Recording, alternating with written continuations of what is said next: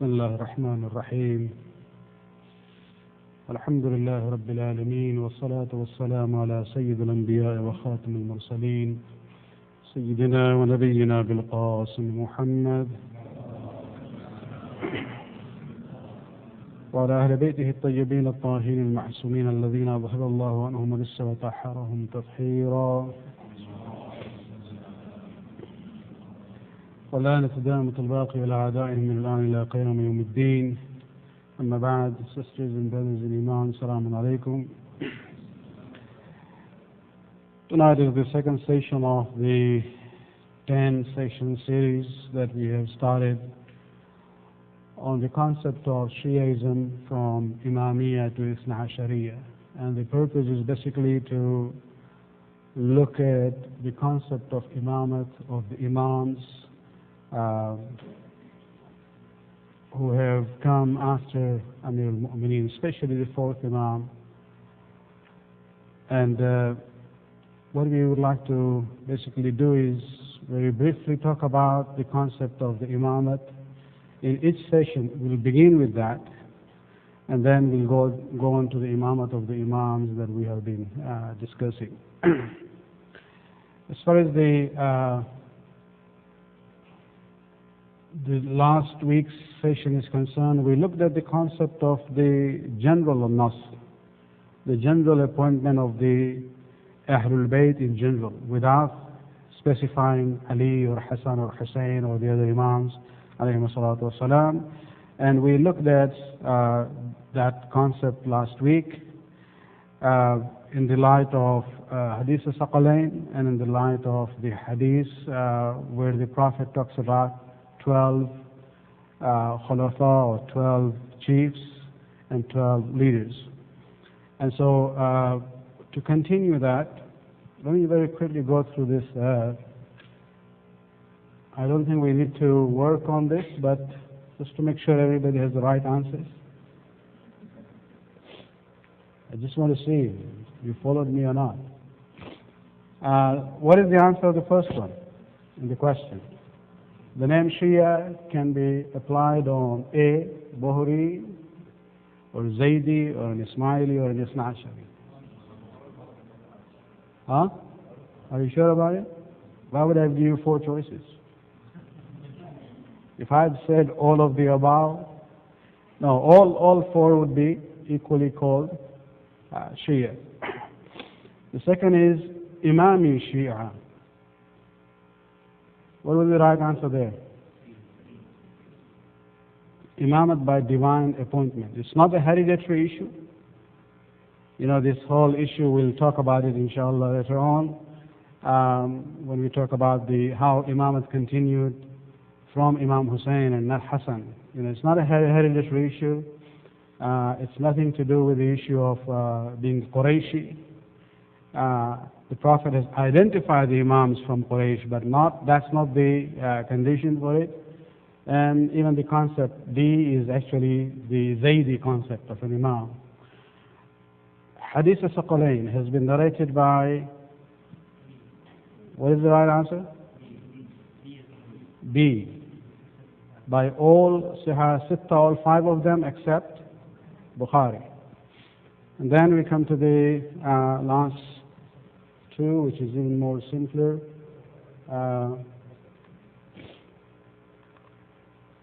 Hadith al-Saqalain has been narrated by 120 is the figure of the companions, and the last one, the concept of 12 Imams, have been mentioned in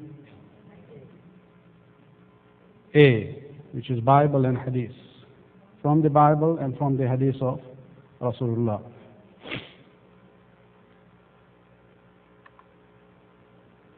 Those of you who didn't get the handouts of last week, you know, give your email address to Parvez, and then inshallah you'll be on the list and you'll get it. For tonight,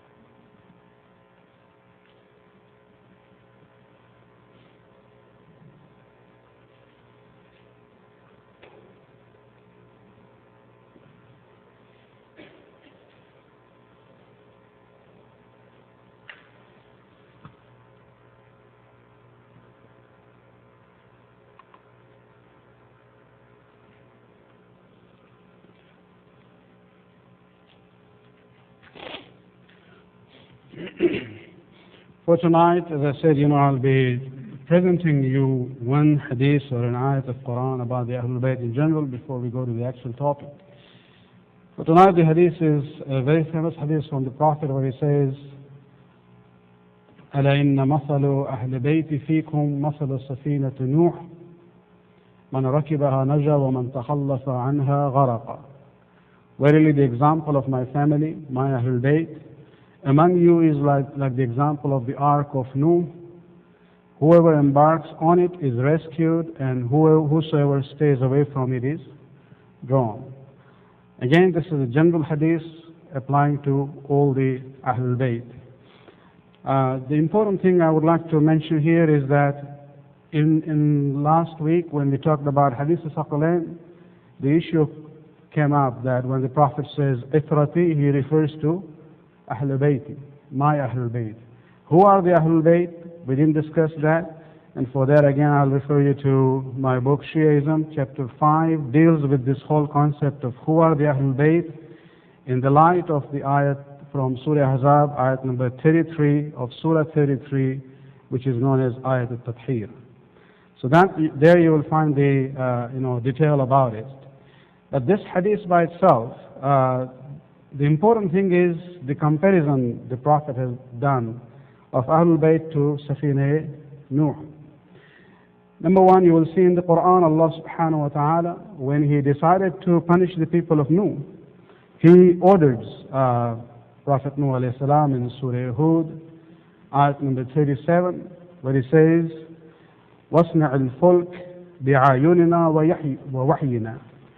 O Nuh, build the ark or the ship in front of our eyes and by our revelation. So even the building of the ark of salvation, is being done by Nuh under the supervision of Allah subhanahu wa ta'ala. And that is where that ark becomes very blessed, and that becomes the safina of Najat for us. If you look at the concept of Ahlul Bayt, it's interesting that here Allah subhanahu wa ta'ala is asking Nuh to build the ark himself under the supervision of Allah. But when it comes to this example in the Islamic era of Safina Nuh, which is the Ahlul Bayt, Allah subhanahu wa ta'ala says, إِنَّمَا يُرِيدُ اللَّهَ لِيُذْهِبَ عَنْكُمُ الرِّجْسَ أَهْلَ الْبَيْتِ. It's Allah who does the intention to keep the Ahlul Bayt pure. And so, of course, there is a difference. Safina Nuh is built by Nuh under supervision of Allah, but the Ahlul Bayt and their purity and infallibility is guaranteed by Allah's will itself. And nobody can come in the way of Allah and His will and His irada. And so when the Prophet says, مَنْ تَخَلَّفَ عَنْهَا غَرَقَ, whoever abandons that or stays away from it, he will be drowned. You go again to Surah Hud, you will see even this son of Nuh. When his father said, get on the ark, this is how you'll be saved, what does he say? Sa'awi ila jabalin. He says to his father, I don't care about it. I'll go on the highest mountain, yu'simuni min al-ma. The highest mountain will protect me from the flood. And what happened? The flood came and even covered the highest point, and even the son of Noah was drowned.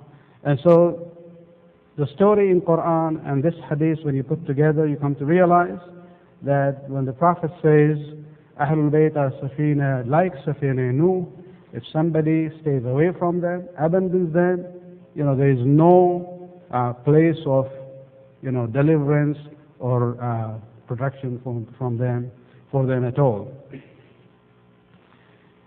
Let us now move on to the main theme.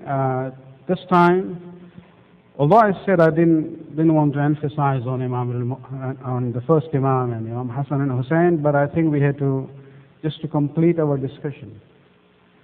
Tonight we will be talking about the first three Imams. Specific nas.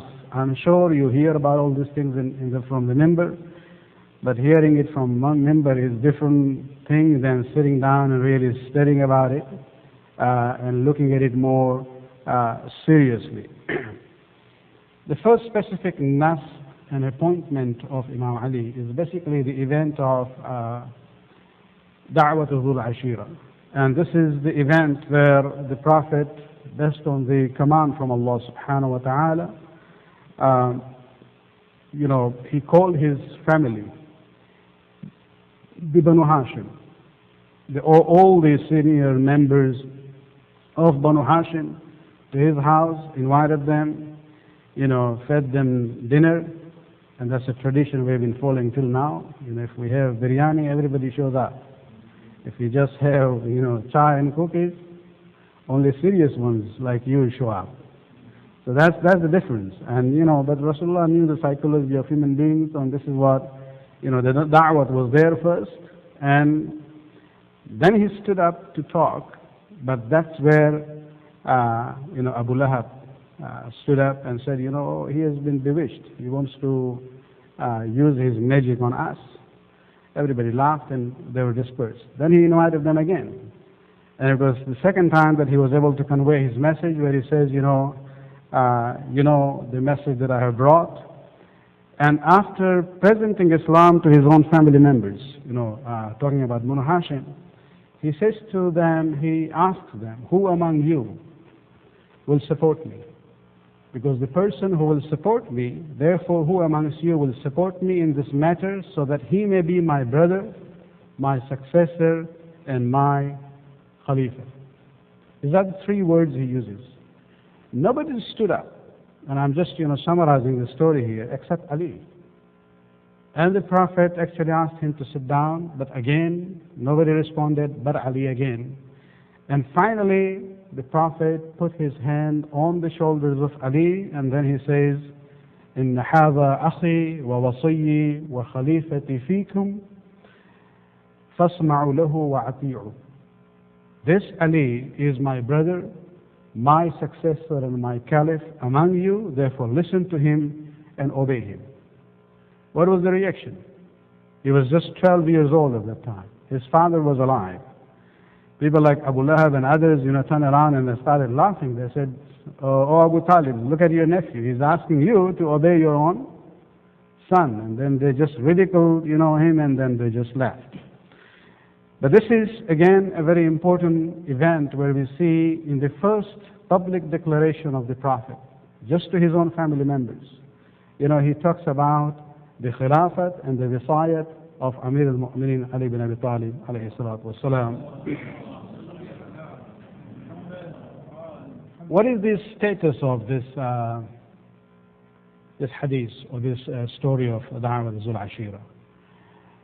You will see that, prominent historians like Tabari, Ibn al-Athir and others have mentioned this story, and many others are there. But many times people raise this question. The earliest biographer of Rasulullah is a person by the name of Ibn Hisham. He has a book called Sirat Rasulullah, the biography of Rasulullah. And he's the earliest biographer of the Prophet. And he doesn't talk about it. And because he doesn't talk about it, many people make it an issue. But you have to realize that the history book written by Ibn Hisham is not actually his writing. He is not the original writer of that book. His book is actually the summary of the seerah written by somebody before him by the name of Ibn Ishaq. So this was actually the book of Ibn Ishaq, which was later on summarized by Ibn Hisham. The original book is lost. Nobody has any copies of that, neither in print nor in a manuscript form. The only thing that the Muslims have is Ibn Hisham's summarized version of Ibn Ishaq's book. Now, the interesting thing is that Ibn Hisham himself, and I had talked about this, there is a whole chapter here where I talk about this concept of self-censorship in Muslim history. This is the second chapter of my book, where I use the story of Da'wat Zul Ashira as an example of how Muslim historians have censored themselves because of the political powers of the time. So you have Ibn Hisham, who says that in summarizing the book of Ibn Ishaq, what was my criteria of selection and deletion? He says one of the things, he mentions the example. He says, I didn't mention it because if I had mentioned it, people in power would not have liked it. And so he actually, gives an example that this is one of the stories I have not mentioned. Fortunately for us, Tabari, who came after Ibn Hisham, through his own chain of narration, narrates the story of Da'wat Zul Ashira from Ibn Ishaq. So you don't have the original book of Ibn Ishaq, the earliest biography. But we have his narration about Da'wat Zul Ashira, not from Ibn Hisham, but from Tabari. And, this is all in the book. I don't want to really spend much time on that. You can really look at it. I discussed it in page numbers 13 to 26. I'm not really saying you buy this or get it. It's also available free on, online. If you go to Al-Islam, al-islam.org, you will find it there also. And so there we leave the details for you to read over there. But let us look at the importance and the implication of this Da'wat Zul Ashira. The reason why, historians and the muhaddithin of the Muslim, who are not Shias, have ignored this hadith is because of the very clear wordings of Rasulullah about Ali. Those words which were neutral, they have kept it. But those narrations which are very clear, because here the Prophet says, هَذَا عَلِيٌّ أَخِي وَوَصِيِّي وَخَلِيفَتِي. He is my brother, my wasi, my successor, and my Khalifa. It's so clear there is no possibility of changing it around. So even Tabari, whom I mentioned earlier in a positive sense, he has, Tabari is a very, learned scholar among Ahlul Sunnah wal Jama'ah. He's not only a historian, he's a mujtahid in his own mazhab. He's also a mufassir. He has a very prominent book of tafsir. He has a very prominent book of fiqh. He's also a historian. And in his history book, when he talks about this event of Da'wat Zul Ashira, he mentions these words, Akhi wa wasiyyi wa khalifati. That Ali is my brother, my wasi, my successor, and my khalifa. But then when he talks about that ayat, وَانْزِرْ عَشِيرَتَقَ الْأَقْرَبِينَ, invite those who are close to you, referring to this order of Allah subhanahu wa ta'ala. When he deals with the tafsir of that ayat, in his tafsir, he actually plays with the words. And you know what he wrote there? He wrote it, the Prophet said to Ali, you are akhi wa kaba wa kaba. How many of you have lived in the Middle East? You know the meaning of kaba and kaba? Yeah? So and so, a sector there. And so what he does there, he says here, the Prophet said about Ali that you are my brother and kaba wa kaba. Now the issue is not that you are writing, just using that space. It's not even the issue of editing the book to make it more, brief. You're still using those, that space there in the sentence. Why not write the actual word wasi wa khalifati? Why, and why not even put it kaba wa kaba in the first one? Kaba wa kaba wa kaba. You could have very easily done that. But the issue is out of these three descriptions, the first one was very neutral. Whether the Prophet said or not, Ali was his brother. So that was not an issue at all. The issue they had with the two descriptions, Wasiyyi wa Khalifati. And that's where they played the game. And they changed it to Akhi wa Kaba wa Kaba. Many others have come and have done the same thing after him. And if you ask them why, bias is there, sectarian bias. It doesn't go with their aqidah on khilafat, and also fear of the rulers of the time. And this is not only in past. Actually, I have even the example from the modern writers, because I have dealt with this issue.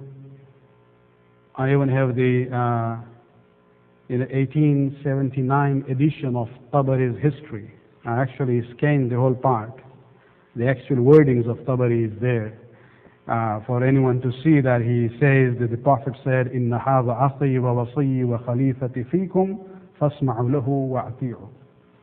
But in his tafsir he changes. Then you have another very famous writer of this time, Dr. Muhammad Hussain Haykal. His biography of the Prophet, known as Hayat Muhammad, which is also available in English translation, is considered to be the best modern biography on the Prophet, from the Sunni perspective, of course. He actually wrote this book in a series form in his newspaper. And in the newspaper, when he talks about Da'wat Zul Ashira, he mentions his words exactly. But then, people started to write letters to him. What are you doing? You are using Shia Aqidah and this and that. And he responds in the newspaper to say, I have not used Shia sources or Shia Aqidah. This is from our own sources. And so in his first edition of the book, and again I have the scanning here, the Arabic version, the first edition has all these wordings are there, where the Prophet asked the audience, فَأَيُّكُمْ يُوَاظِرُنِي عَلَى هَذَا الْأَمْرِ أَنْ يَكُونَ عَخِي وَوَصِيِّي وَخَلِيفَتِي فِيكُمْ. He mentions, Haykal mentions all these wordings. فَعَارَضَ عَنْهُ وَحَمُّ بِتَرْكِهِ وَلَكِنْ عَلِيًّا نَحَبَ. And Ali stood up and he said, Ya Rasulullah, I'll be there for you. So people just looked at Ali and Abu Talib and laughed and left.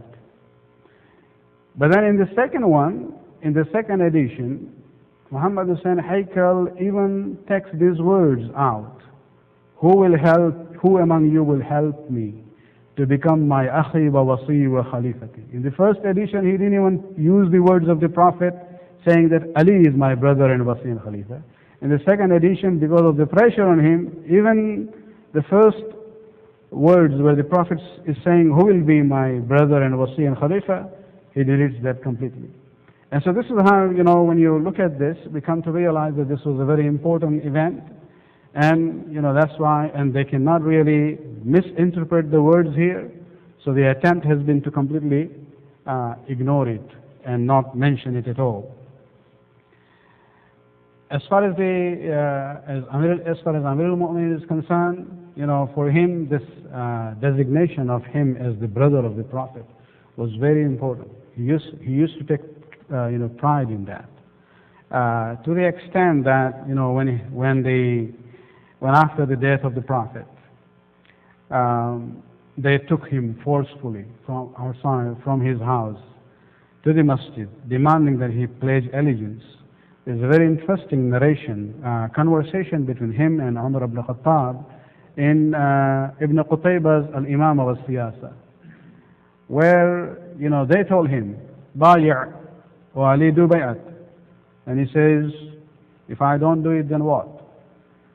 And they say to him, إِذَنْ وَاللَّهِ الَّذِي لَا إِلَهَ إِلَّا هُوَ نَضْرِبُ عُنُقَكَ. They swore by Allah that we will chop off your neck. These are the words. And so at that time Ali says, إِذَنْ وَاللَّهِ إِذَنْ تَقْتُلُونَ عَبْدَ اللَّهِ وَأَخَى رَسُولِهِ. If you kill me, then you are actually killing a servant of God and the brother of his messenger. He took pride in this concept of being Akha Rasulullah. And at that time, فَقَالَ عُمَرْ أَمَّا عَبْدُ اللَّهِ فَنَعَمْ. You are saying you are Abdullah? Yes. We don't have a problem with it. أَمَّا أَخُ رَسُولُهُ فَلَا. أَخُ رَسُولِهِ فَلَا. But to say that you are the brother of Rasulullah means, at least the historians didn't have a problem with the concept of Akhi. They had problem with wasi wa khalifati. But things became so bad that even Ali says, I am the brother of Rasulullah, they still have problem with that. They said, you are Abdullah, but not Akhu Rasulullah. And so, this is how history has been. Let me now move on to the last nas for Amir al-Mu'mineen.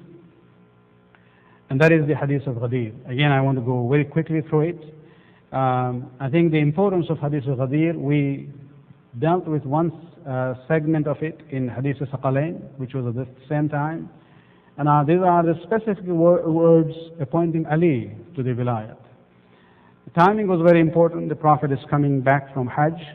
The place was very, very important. It's four-way stop.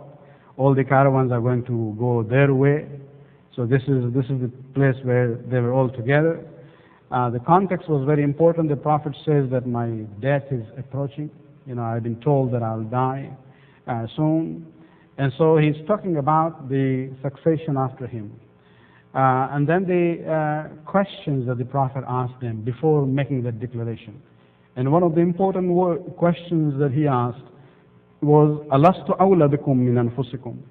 Do not I have more authority on you than yourselves? Awla. Remember the word? Awla means to have more authority on the people than themselves. And then he declares, فَمَنْ كُنْتُ مَوْلَاهُ فَهَذَا عَلِيٌّ Mawla, whoever is master, I am, Ali is also his master.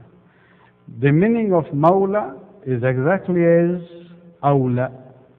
When somebody has more awlawiyyat and authority and priority over others. So there is no need to really go here and there on the issue of, the meaning of Mawla.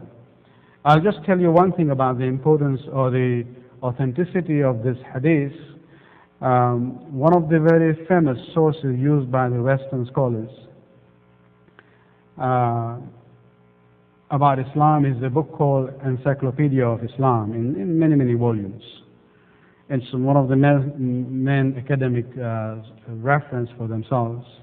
And in that Encyclopedia of Islam, under G, if you look at Ghadir Khum, there is an article, a very lengthy article by an Italian scholar, Vaglieri. She's a lady. And she concludes there, and these are her words here. Again, there's a chapter on Ghadir Khum in this book. Let me quote her words here. It is, however, certain that Muhammad did speak in this place and utter the famous sentence, for the account of this event has been preserved, either in a concise form or in detail, not only by Al-Yaqubi, whose sympathy for the Alawid cause is well known, but also in the collection of traditions which are considered canonical, especially in the Musnad of Ibn Hanbal, and the hadiths are so numerous and so well attested by the different isnads that it does not seem possible to reject them. So as far as the authenticity of this hadith is concerned, no serious scholar would ever question the authenticity of this hadith. As far as the importance of this hadith and the sanad of this is equally same as Saqalain that we talked last week about it. And so we don't want to go into detail as far as the meaning of the word Mawla is concerned. I'm just going through it very fast. The Prophet was talking in Arabic language. The audience that he had, there were some very learned Arabs there. And one of them was from a person from Medina by the name of Hassan bin Thabit, a very famous poet of the time from the pre-Islamic era. Lived quite long even after the Prophet. And he is normally, designated by historians as the official poet of Rasulullah. Whenever important events used to happen, he would basically, put that in poetry form. And even in Ghadir, he was there. And he stood up and he asked Rasulullah, should I say some verses that I have composed about today's event? And Rasulullah allowed him. And there he says one line of it, and that should be sufficient for us to understand the meaning of the word Mawla. He says, فَقَالَ لَهُ قُمْ يَا عَلِي فَإِنَّنِي رَضِيتُكَ مِنْ بَعْدِ إِمَامًا وَهَادِيًا. He says that then the Prophet said to him, قُمْ يَا عَلِي, O Ali, stand up. فَإِنَّنِي رَضِيتُكَ, because I am pleased with you, min ba'di, after me, imaman wa hadiya. Imaman wa hadiya is actually the way Hassan bin Thabit, understood the word Mawla. Man kunta mawlahu fahada aliyin mawla. This is how Hassan bin Thabit is actually explaining it to us. And so there can be no doubt about even the meaning of the word Mawla at all. Even I talked about Da'wat al-Ashira as the first nas for Ali, the Ghadir as the last one. In between, there is one more hadith I would like to share with you, and that is a hadith known as Hadith al-Manzilat. This is a hadith where the Prophet was going for the Battle of Tabuk. And unlike all the battles before and after that, Rasulullah asked Ali to stay behind in Medina. Why? Because there was a danger from the hypocrites that they might do something when the Prophet is not there. And just to make sure nothing happens, Rasulullah decided to keep Ali in Medina. And this was very unusual because Ali was always there with Rasulullah in all the battles. He was the one actually the champion of most of the battles of Rasulullah. And the Munafiqeen, when they heard about it, that Ali has been asked by the Prophet to stay behind, they actually seized that opportunity of propaganda, and they started to say that as if Rasulullah has demoted Ali, rebuked Ali. And that's where Ali came to Rasulullah and he says, Ya Rasulullah, you're leaving me behind with the women and children. I'm more useful in the battlefield. And that's where Rasulullah responds to him by saying that, O Ali, أما ترضى أن تكون مني بمنزلة هارون من موسى إلا أنه لا نبي بعدي. That, O Ali, are you not pleased that you are to me like Harun was to Musa? The only exception is that there is no prophet after me. Now this is a very important hadith, and if you look at the status of this hadith, this is a mutawatir hadith. When we say mutawatir, means it has been quoted by so many companions of Rasulullah in the Sunni books that nobody disputes the authenticity of this hadith. Bukhari has mentioned this in 3 different places in his Sahih Bukhari. Muslim has mentioned it, Tirmidhi has it, Ibn Majah has it, Imam Nisa'i has it, Ibn Dawood, and many others, Muhaddithin of Ahlul Sunnah wal Jama'ah, have mentioned this hadith. Interestingly, the number of companions that we have who narrated this hadith is over 20. There are 3 women are included among the narrators of this hadith. You have Salama, Asma bint Umays, and I think Fatima Zahra, salawatullah alayha, and some others also.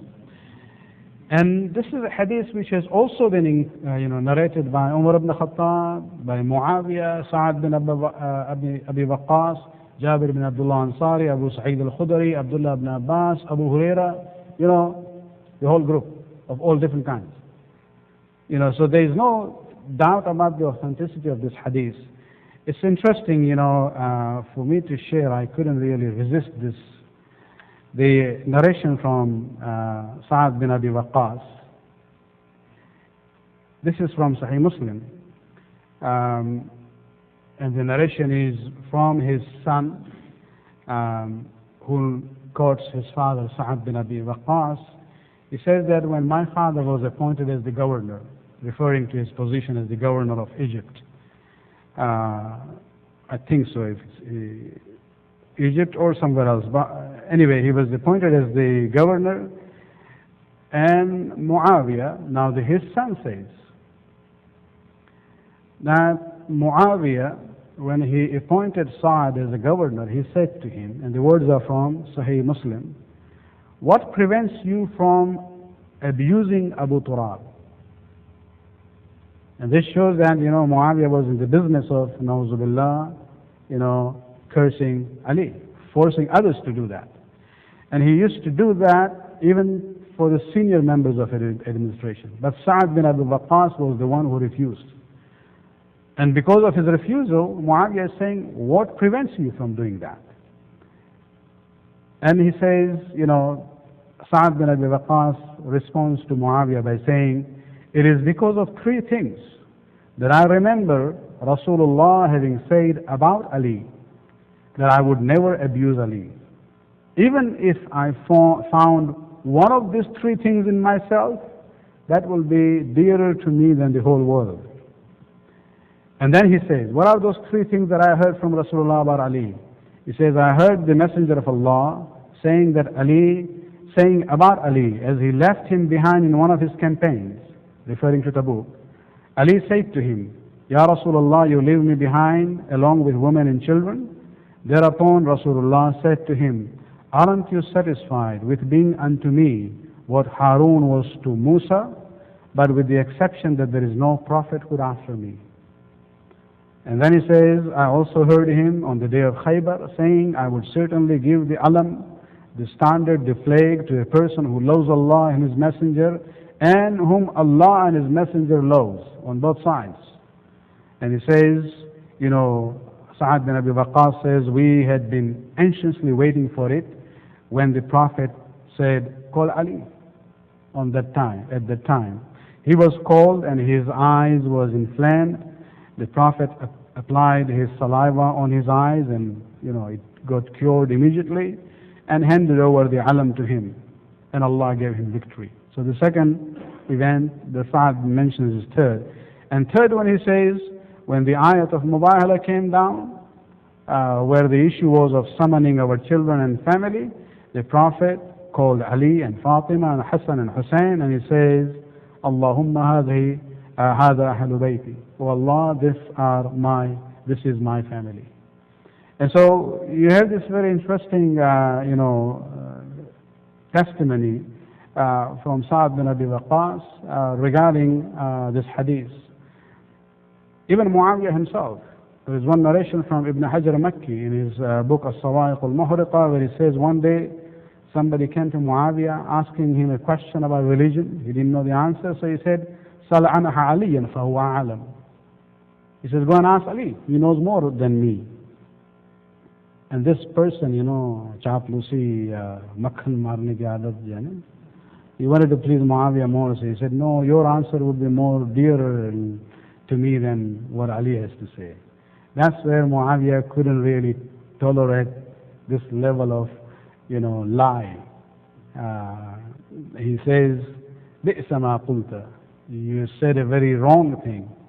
How can you dislike somebody whom the Prophet had filled with knowledge? Because the Prophet said to him, Anta minni bimanzilati Harun min Musa, illa annahu la nabiyya ba'di. So this is Muawiyah himself, mentioning to us the authenticity of this narration. One more point, this is for the sisters.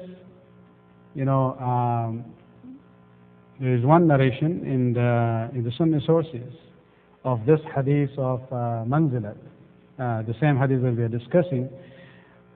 And this is a narration starting from the days of the seventh Imam.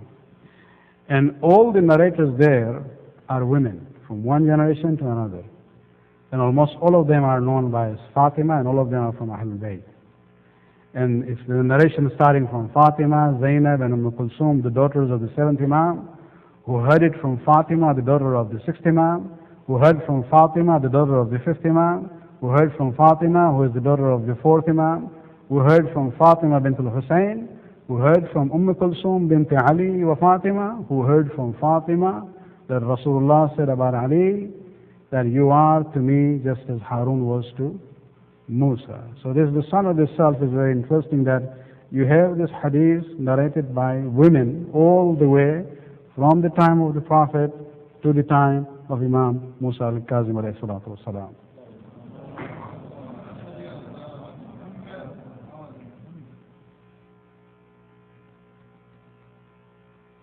The implication of this hadith,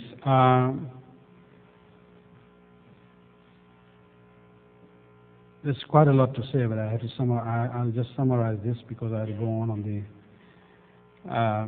nas about the other two Imams. You see, there were four things as far as the status of Harun is concerned.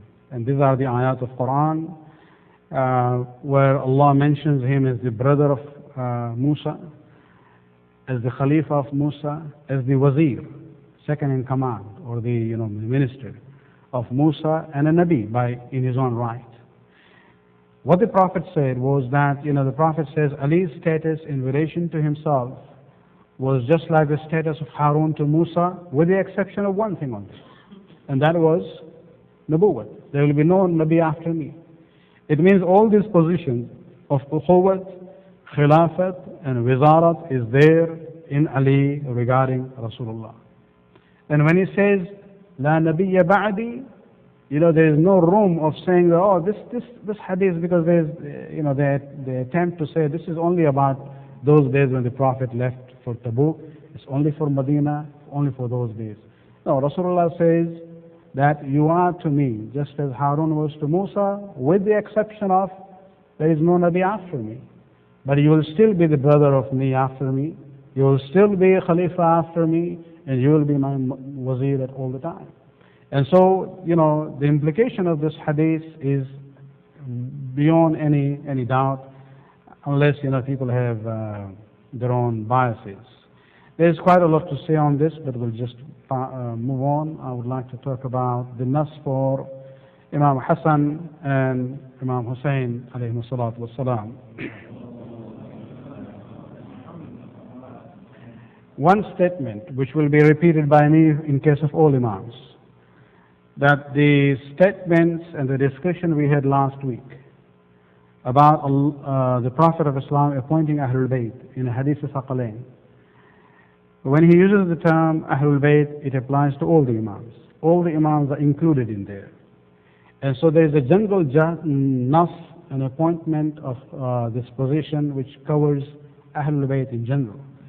Now we are looking at the examples of the specific ones, and in that, either we look at the hadith from the Prophet, or we have to look at the nas, the statement from the preceding Imam.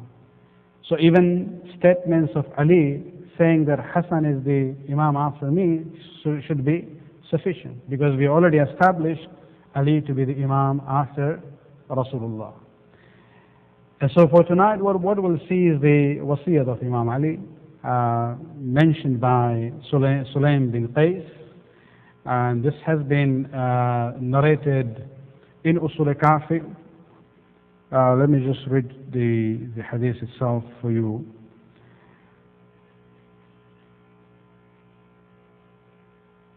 Sulaim bin Qais said, I witnessed the declaration of the wasiyat of Amir al-Mu'mineen when he appointed his son Al-Hasan as his successor.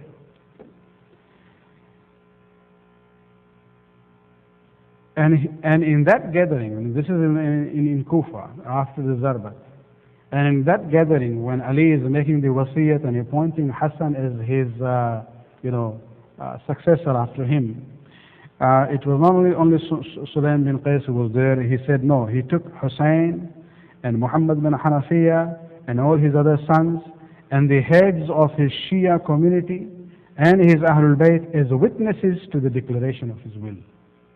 So this wasiyat of Ali, appointing Hassan as his wasi and his successor, was witnessed by many people from the family and outside the family. Then he handed him the book and the armory, the special weapon that Rasulullah used to use, and he said to his son Al-Hasan, O my dear son, the Messenger of Allah commanded me to appoint you as my successor and to hand over to you the books and the armory which are with me, just as the Messenger of Allah appointed me his successor and handed his books and armory over to me. And he commanded me, this is where I'm bringing Hassan and Hussein together in all these issues. Ali is continuing his wasiyat. He says to Imam Hassan, and he commanded me to command you that when death comes to you, you should hand them over to your brother Al-Hussein. We'll stop here, the narration continues, but we'll use that for the next case of Imam Sajjad. But there is interesting narration we have in Usul Kafi. There are two more hadiths where we are told that when Ali handed over the books, this was not done physically. The narrations say that when Imam had left to go to Basra, when he left Medina, he left those books with al-Mu'minin Salama. She plays a very important role, and we'll talk about her next week also in case of the fourth Imam. Amir al-Mu'minin left his, important documents of Imamat and Visayat with Salama, and when Imam Hassan returned from Kufa to Medina, he went to see Salama, and Salama handed over the amanat to him. And so this is an important point to keep in mind. Then we have a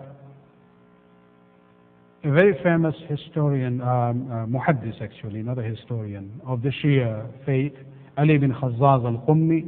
He has a book called Kifayatul Asr, where he talks about the wasiyat of the Imams. And there he gives a narration of Rasulullah from Abu Dharr. And in that narration he says that the Prophet talked about Ali and Fatima.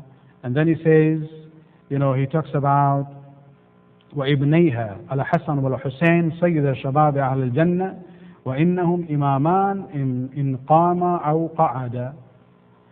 These are the words of Rasulullah, where he says to Abu Dharr that the sons of Fatima, Al-Hasan and Al-Hussein, they are the Sayyid Shabab Ahl Jannah, the chiefs of the youths of paradise, and they are imams. وَإِنَّهُمْ إِمَامَانِ. Doesn't matter, in qama or qa'ada, doesn't matter whether they stand up to fight against the enemy or sit down to make peace with the enemy. وَعَبُوهُمَا خَيْرٌ مِّنْهُمَا. And their father is better than them.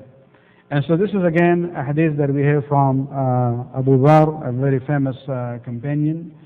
Al-Khazzaz al-Qummi also narrates another hadith from Abu Ayyub Ansari. The context is very interesting, and I would like to share half of it tonight. Abu Ayyub Ansari is a very famous Sahabi of Rasulullah. He had gone with Ali to Basra in the Battle of Jamal. And after the Battle of the Jamal ended, he settled down in one of the neighborhoods of Basra.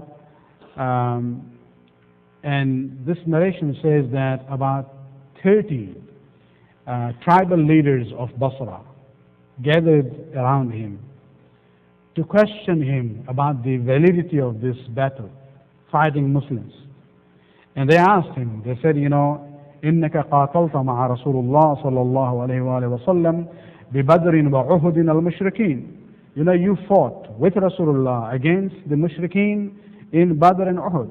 الآن جئت تقاتل المسلمين. Now you have come to fight against Muslims? And that's where Abu Ayyub Ansari says, I have heard Rasulullah saying about Ali, that a time will come when you will fight what the Nakithin, the Qasitin and the Mariqin, means those who will violate the allegiance to you, those who will be unjust to you, and those who will go deviate from the right path, referring to Jamal and Siffin and Naharwan. And the Prophet even said that I will be there with Ali.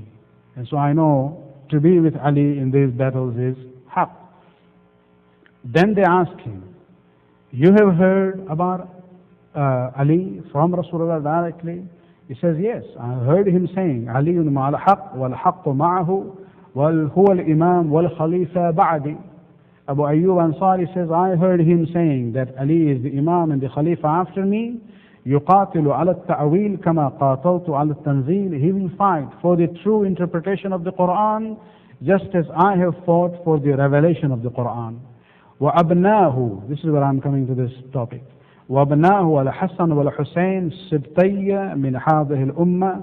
And Hassan and Hussein are my grandsons from this ummah. Imaman, they are two imams in qama or qa'ada. Whether they stand up and fight against an enemy or sit down and make peace, they are the imams. And their father is better than them. وَلَعِمَّ بَعْدَ الْحُسَيْنِ تِسْعَ مِنْ صُلْبِهِ. And the imams after Hussein will be 9 of them from his descendants. And the last one will be the Akhir al-Zaman, the Al-Qaim al-Mahdi.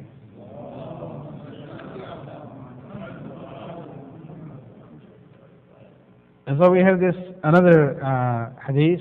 Again, we'll continue this one regarding other Imams later on. But let me now conclude about Imam Hassan and Imam Hussein with this hadith from Jabir bin Abdullah Ansari. When the ayat came from Surah Nisa, the ayat which says, Ya ayyuhalladhina amanu ati'u Allah wa ati'u Rasul wa ulil amri minkum. O you who believe, obey Allah and obey the messenger and the people who are in authority from among you, ulul amr. If you look at the wordings, obey Allah is there, but then the word ati'u has been used for Rasul and ulul amr together. It means they are of the same quality. And there is a discussion about this ayat. Inshallah, if we get time, maybe next week we'll look at it. But if you put the ayats in Quran where Allah gives us the command to obey, and then there are many ayat where Allah says, do not obey. Obey these people, don't obey these people. When you put the list together, the conclusion is that ulul amr must be infallible. Because otherwise you get into contradiction. If Allah is asking you to obey somebody who is not infallible, then one ayat is saying obey them, another ayat is saying don't obey them. And you get into tension there. And so the only meaning of this, and even Imam Fakhruddin Razi, a very famous commentator of Quran from the Ahl Sunnah wal Jama'ah, he also concludes that ulul amr must be ma'soom. And so based on that, now Sunni sources don't talk about who will be the ulul amr. They apply to the rulers of the time. But we have this narration again from Al-Khazzaz Al-Qummi, where he says that when this ayat was revealed, Jabir bin Abdullah Ansari stood up and he raised this question, which is very logical to ask this question at that time. He says, Ya Rasulullah, we know Allah and we know you as Rasul. This ayat says we obey Allah and Rasul, we know them. But who are ulul amr? Because we have been commanded to obey them. And that's where Rasulullah says, they are my khulafa and my imams after me. And then he gives the name. The first of them will be Ali, and then Hassan, then Hussein, then Ali ibn Hussein, then Muhammad bin Ali, who has been mentioned as Al-Baqir in the Torah. And that's where he says to Jabir, Jabir, you will live so long that you will see Muhammad al-Baqir and convey my salams to him when you see him. And so this is a very important narration that we have from our sources.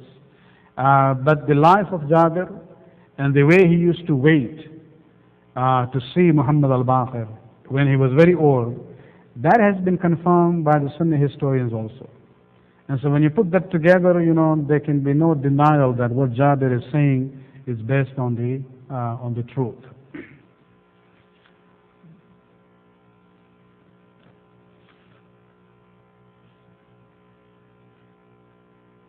I'll end here. Just one more, because I was rushing through this narration about the position of Harun like Musa, where the Prophet mentioned about Ali and himself. There is one more similarity in historical sense. When Ali was taken by force outside his house, and we talked about how he says, I am Abdullah wa akhu Rasulihi. And they said, yes, you are Abdullah, but not the brother of Rasulullah. Then when Bibi Fatima comes and basically rescues Ali, it's she who did this. Then Ali goes to the grave of Rasulullah and he complains. The interesting thing is that there he addresses Rasulullah, not his own words, in his own words. He uses the ayat from Quran, from Surah Araf, ayat number 150, where he says, Ibn Umma, إن القوم استضعفوني وكادوا يقتلوني. O son of my mother. Although he's not a real brother there, but is referring to that, you are my brother.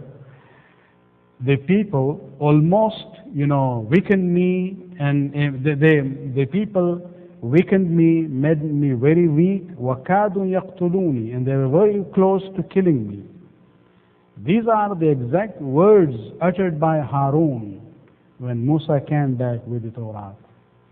And when Musa saw that the people had turned from Tawheed to Shirk, he had left Harun behind. He became very angry, and he even became angry with Harun. That's where Harun said, Yabna O son of my mother. The people had made me weak. I couldn't do anything, and it was close that they would kill me.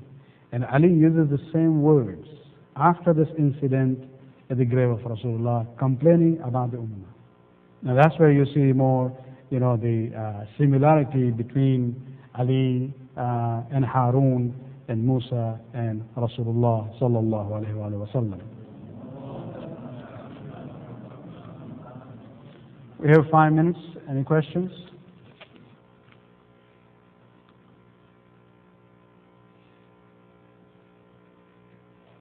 No? I think I've done a good job, so we'll conclude this. بسم الله الرحمن الرحيم ربنا آتنا في الدنيا حسنة وفي الآخرة حسنة وقنا عذاب النار برحمتك يا أرحم الراحمين